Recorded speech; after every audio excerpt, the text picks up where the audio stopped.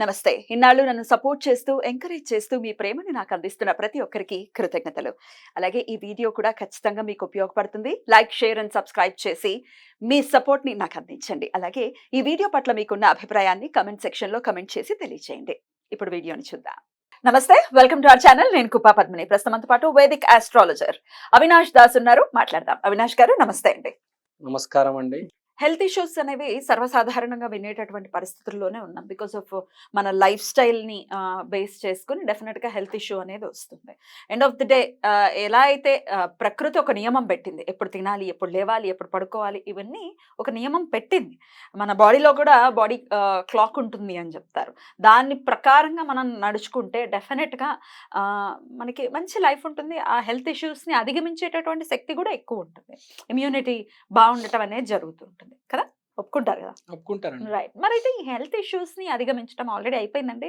Life స్టైల్‌లో మార్పు వచ్చేటటువంటి పరిస్థితి లేదు. అంటే మనం 2 విధాలుగా అంటే కాయిన్‌కి అదర్ సైడ్ మనం ఒకసారి చూసుకుంటే ఈ బిజీ లైఫ్‌లు లేకపోతే అరాకొరా జీతాలు వాటిలతో అందరూ పనిచేస్తే కానీ లగ్జరియస్‌గా లైఫ్ లీడ్ చేయడం అనేది జరగట్లేదు.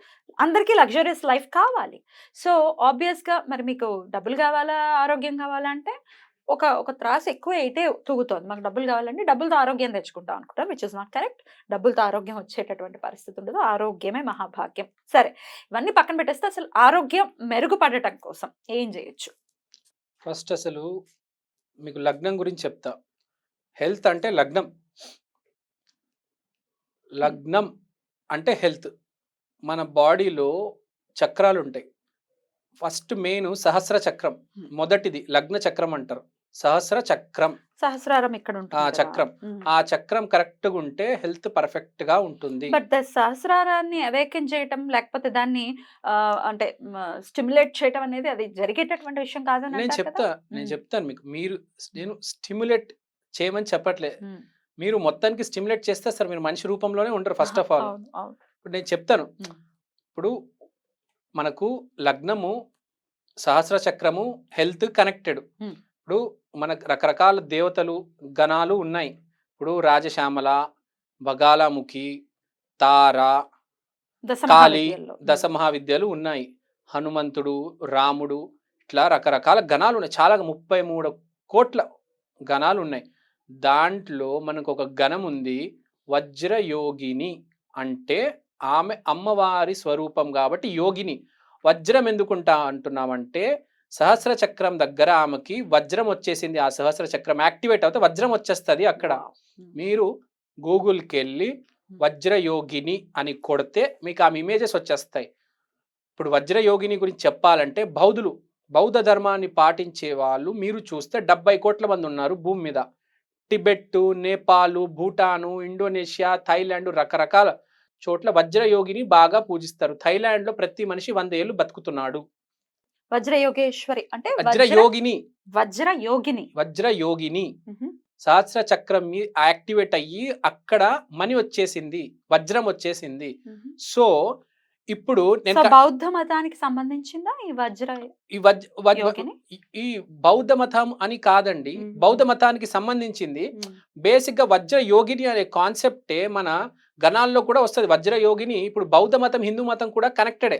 మీరు బేసిక్ గా చూసుకుంటే ఆది శంకరాచార్యుల వారు కరెక్ట్ కాదు అని చెప్పి ఉన్నారు కదా. కరెక్షన్ ఉందండి. ఇప్పుడు మీకు ఇక్కడ మీరు దేవతలు చూసుకుంటే సింహాల మీద కూర్చుంటారు, త్రిశూలాలు పట్టుకుంటారు. అక్కడ కూడా సేమ్ అలానే ఉన్నారండి. అక్కడ మంజుశ్రీ, వజ్రపాణి, అవలోకేశ్వర వీళ్ళందరూ చూసుకుంటే మనలాగే వాహనాలు ఉంటాయి దేవుళ్ళకు ఉన్నట్టు. వారు కూడా త్రిశూలాలు, బాణాలు, విల్లులు పట్టుకుంటున్నారు. సరే, ఓకే, చెప్పండి అసలు వజ్రయోగిని హెల్త్ ని ఎలా.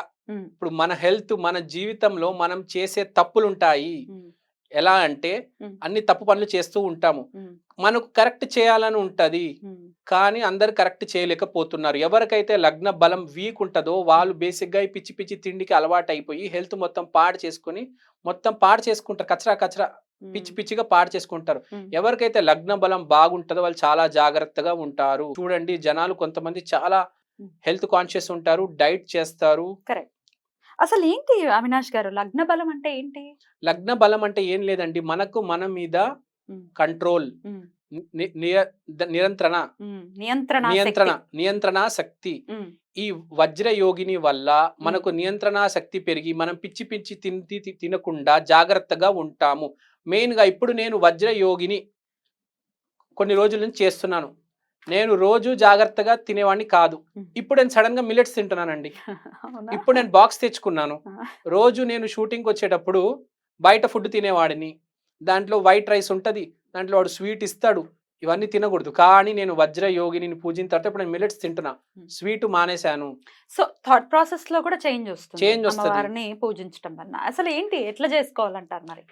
వజ్ర యోగినికి మంత్రం ఉంది. మ్. మీరు ఓకే అన్నారంటే నేను ఫోన్ తీసి ఆ మంత్రం ఇప్పుడే చదవగలుగుతాను. లేదంటే మీరు యూట్యూబ్కి వెళ్ళి వజ్ర యోగిని మంత్రం అని కొడితే వచ్చేస్తది. ఈ మంత్రం ఎవరైనా చదువుకోవచ్చా? అంటే గురుముఖతగా తీసుకోవటం అట్లాంటిది ఏమైనా ఉంటుందా? ఇది చాలా బేసిక్ మంత్రం అండి. ఇది అనుష్ఠానం కాదు. అనుష్ఠానం అంటే గురువు ఉండాలి. ఇది జస్ట్ మంత్రం ఓం నమ శివాయ లాంటిది కాబట్టి వజ్ర ఉచ్చాటన చేసేటటువంటి మంత్రం, అంటే చాంటింగ్ continuous గా చేసే chant చేయటం. చాంట్ చేయడం. నేను చెప్పమంటే చెప్తాను, చెప్పండి, of చెప్తాను. course. Okay, 1 second. ఓకే అండి, మంత్రం చెప్తారా? మంత్రం చదువుతున్నాను.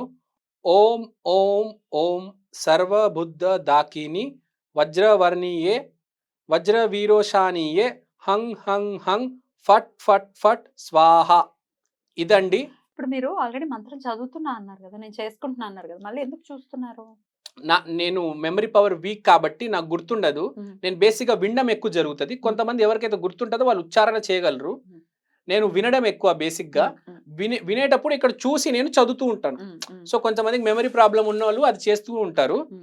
సో మీరు ఈ మంత్రం స్టార్ట్ చేయంగానే మీ ఆటోమేటిక్ మీ డైట్ మారిపోతుంది. మీరు జిమ్ జాయిన్ అవుతారు, మీరు వాకింగ్ చేస్తారు. బాడీ అనేది ఒక టెంపుల్. దీంట్లో చెత్త వేయడం కాదు, దీని ఒక టెంపుల్ లాగా చూసుకోవాలి. మంచిది వేయాలి దీంట్లో. కాబట్టి మీరు ఈ మంత్రం ఎవరైతే స్టార్ట్ చేది ఎన్నిసార్లు చేసుకోవాలంటారు ఈ మంత్రం? మీరు ఎంత కుదిరితే అంత చేసుకోండి. మీకు ఎంత హెల్త్ ప్రాబ్లం ఉంటే అంత మీరు చేసుకోండి. వజ్ర యోగిని బౌద్ధ ధర్మంలో 70 కోట్ల మంది వాడుతున్నారు. మీకు తెలిసి వాళ్ళ బౌద్ధ ధర్మం వాళ్ళు ఎంత జాగ్రత్తగా తింటారు. వాళ్ళ అంతరంతంలో మీరు గుర్తు పెట్టుకోండి. మనం రాముణ్ణి పూజిస్తున్నాం, ఇక్కడ ధర్మం ఎక్కువ ఉంది. వాళ్ళు వజ్రయోగిని పూజిస్తున్నారు, బౌద్ధాన్ని పూజిస్తున్నారు. కాబట్టి శాంతి, హెల్త్ ఎక్కువ ఉంది వాళ్ళకి. రైట్. మనము అనుకుంటున్నామేమో కానీ మన జీవితం, మన దేశం అనేది మనం ఎవరిని కొలుస్తున్నాము అనేది దాని మీద ఆధారపడి ఉంటది.